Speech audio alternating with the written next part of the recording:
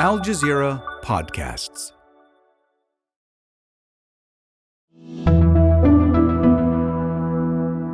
Today, almost 400 bodies have been dug up from mass graves in Gaza, some showing evidence of torture. The smell of death is just overwhelming your brain and your ability to think or act. The heartbreaking details from the scene as outrage continues to pour in from around the world. I'm Kevin Hirten, and this is The Take.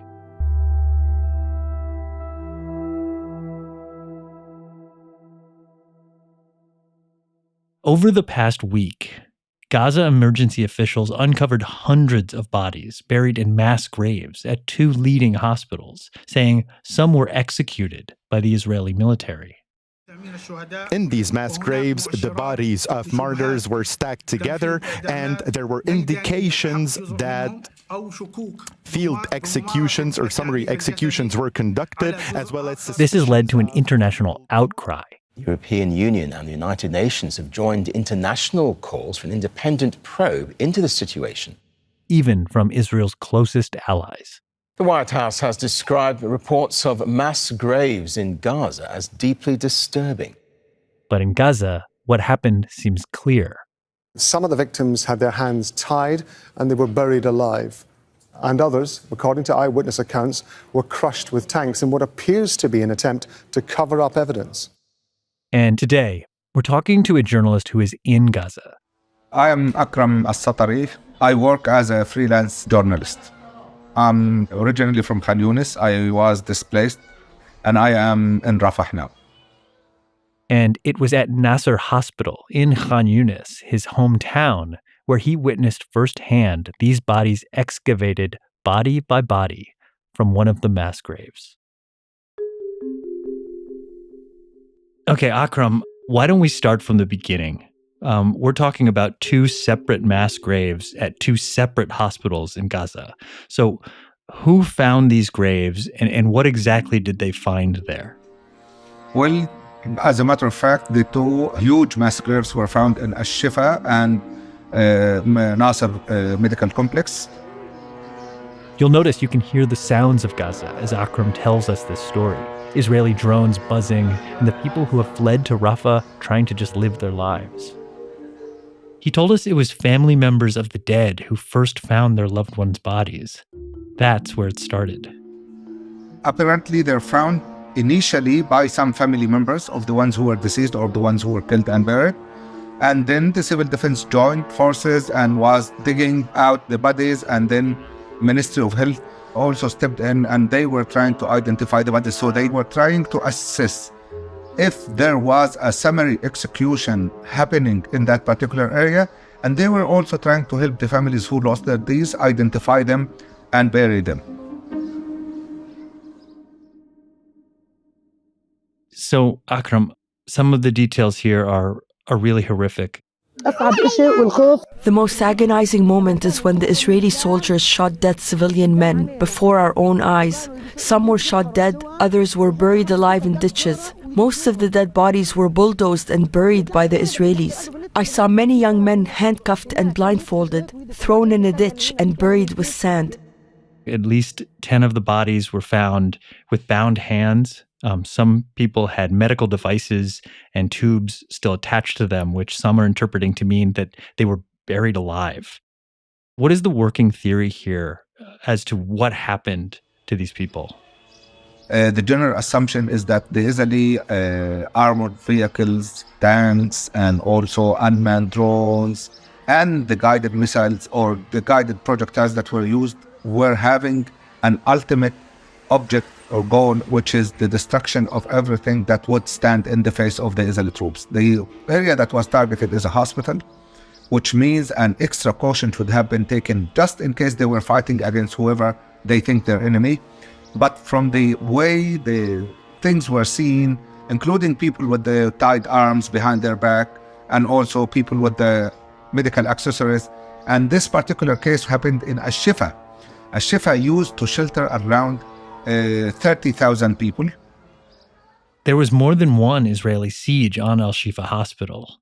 And in March, the Israeli military destroyed the hospital. All the hospital's departments were destroyed, including laboratories, radiology units. Buildings were burned and the courtyard was bulldozed. When they withdrew, they left behind a trail of bodies across the compound. And then some people who were still there were evacuated. Many patients died because they were deprived of medical care. Now the vulnerable are being taken elsewhere. And some people who were less fortunate stayed in that particular area, and they were the prime target of the operation. So it looks like the Israeli army was killing every single person they could kill. They were killing whoever they can. So the working theory is that these people were killed by Israeli soldiers. Now, I know that this is a hospital, and there have been some reports that there are bodies buried there going back a long way, but it's pretty clear that these were recently killed people. Yeah, in some of the cases, because I was there, I saw, like, I wouldn't say most of the bodies, but I saw a great deal of bodies. Some of people were fully decomposed. Some bodies looked fresh, but the smell and the state of the body, the bodies when they were retrieved, were indicative that there was some stage when some people were killed and buried, and there was some stage when people were killed before, and they were stockpiled into that hole.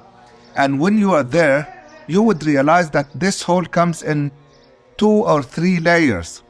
The Israeli army, or whoever buried them, was just putting 1 layer of people, then burying them, and then a second layer of people, then burying them, and then a third layer of people, then burying them.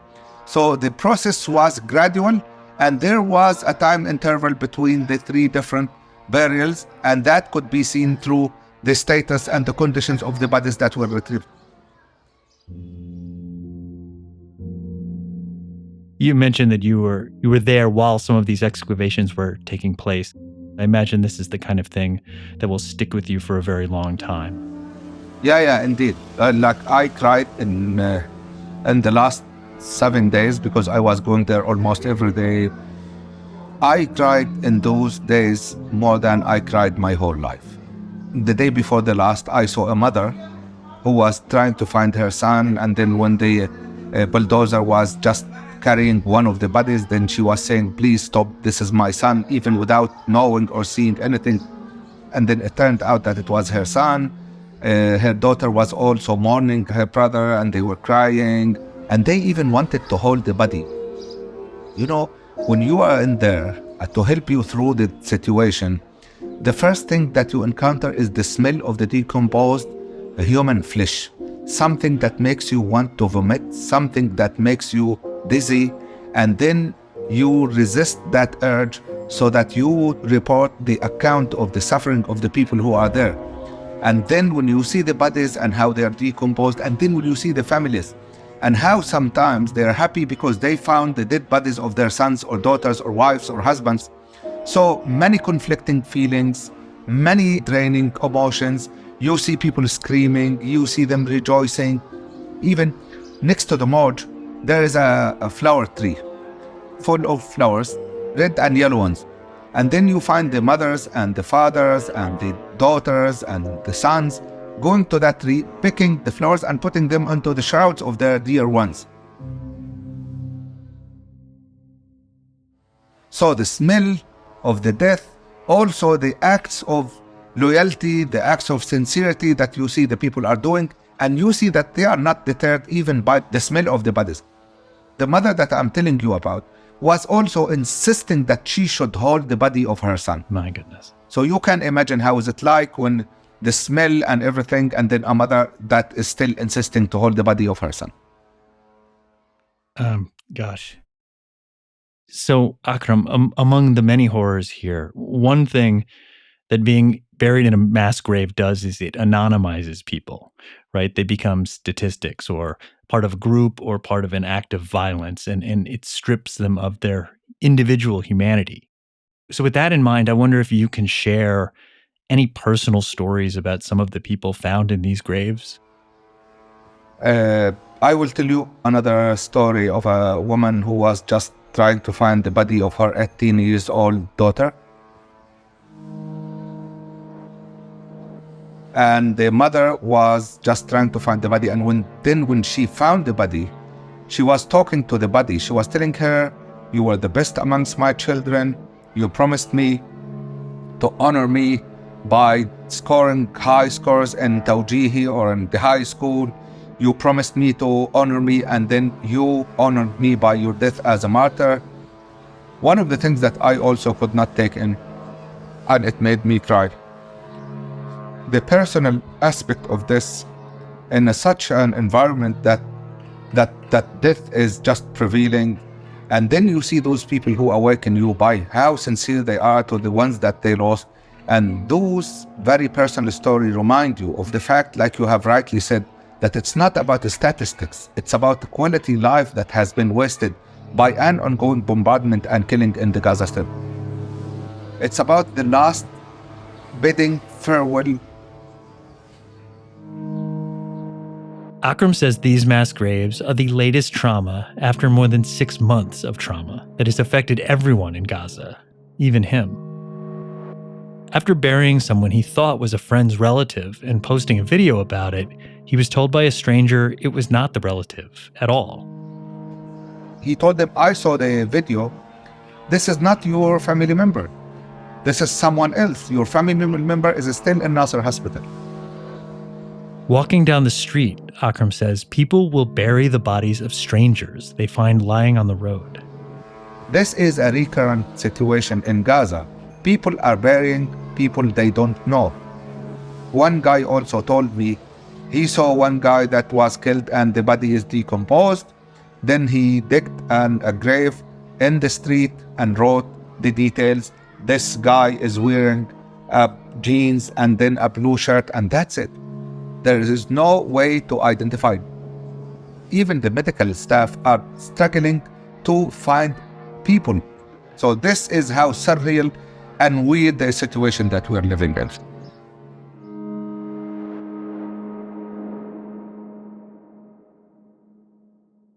More on this story after the break.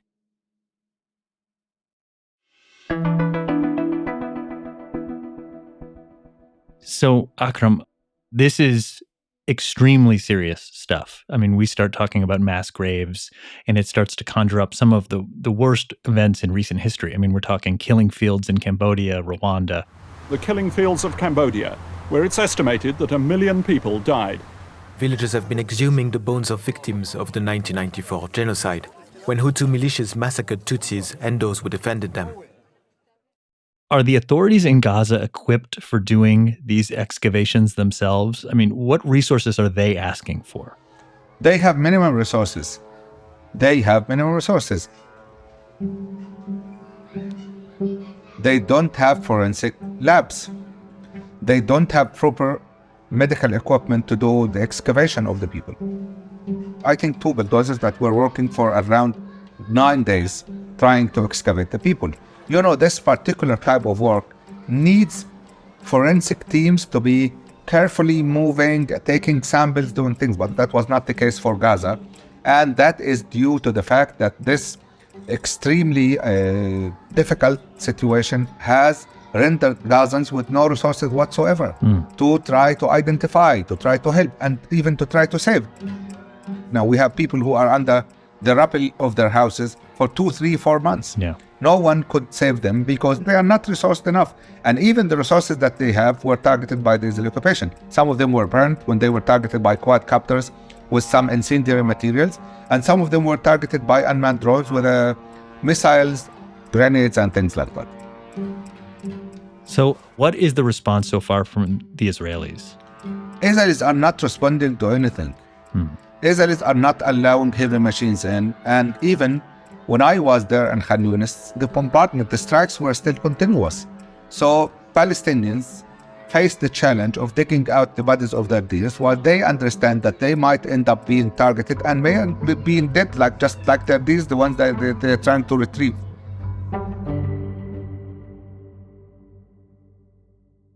So we heard this comment from U.S. State Department Deputy Spokesperson Vedant Patel. We have seen those reports, and the reports are incredibly troubling, and we're inquiring on this with the government of Israel. What's the U.S. saying? The U.S. is always expressing concern, and they don't forget to express the undying support for Israel to defend itself, and they are also providing them with arms. The US Senate has approved a $95 billion aid package for Ukraine, Israel and Taiwan, around $61 billion in long-awaited aid for Ukraine. It designates more than $26 billion in aid for Israel and $8 billion for Taiwan and US Indo-Pacific allies. To continue the mission of defending the state of Israel and the citizens of Israel at the expense of the Palestinian people, at the expense of the life of the children, the women, the elderly people, and at the expense of the destruction of whole Gaza Strip, because now we have around 75% of the built area in Gaza destroyed. So you can imagine how is it like. Okay. How is the news of these mass graves playing in Gaza? People are shocked. People are disheartened. People are also aware that this might continue now, given the news about the looming ground operation in Rafah. They're also worried that something similar will be happening to them and will be happening in different areas, such as European Gaza Hospital and Abu Yusuf al-Najjar Hospital. So the discovery of these mass graves is not happening in a vacuum. It comes in the wake of the International Court of Justice, the ICJ, ruling that what's happening in Gaza is a plausible genocide.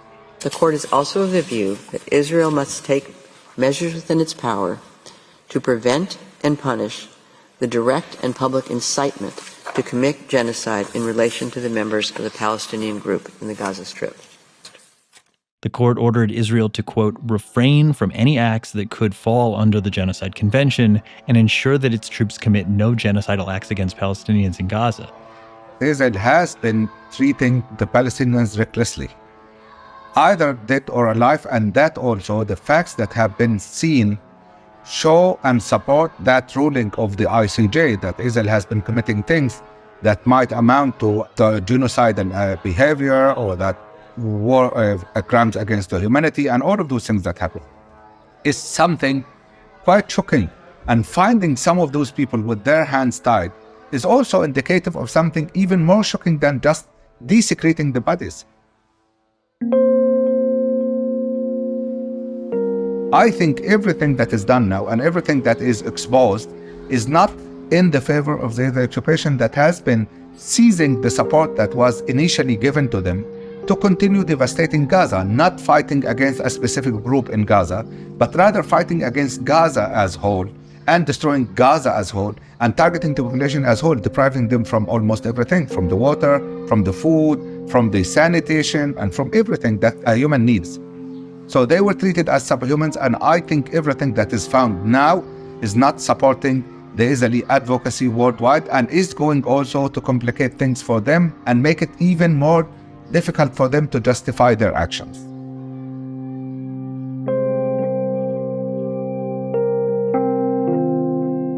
And that's The Take. This episode was produced by Khaled Soltan and Chloe K. Lee, with Zainab Badr, Sonia Bagat, Baranisa Campana, David Enders, Manahil Naveed, Sari El-Khalili, Tamara Kendacher, Ashish Malhotra, Catherine Nouhan, Nagin Oliai, Amy Walters, and me, Kevin Hirten, in for Malika Bilal. Our sound designer is Alex Roldan, Alexandra Locke is The Take's executive producer, and Ney Alvarez is Al Jazeera's head of audio. We'll be back.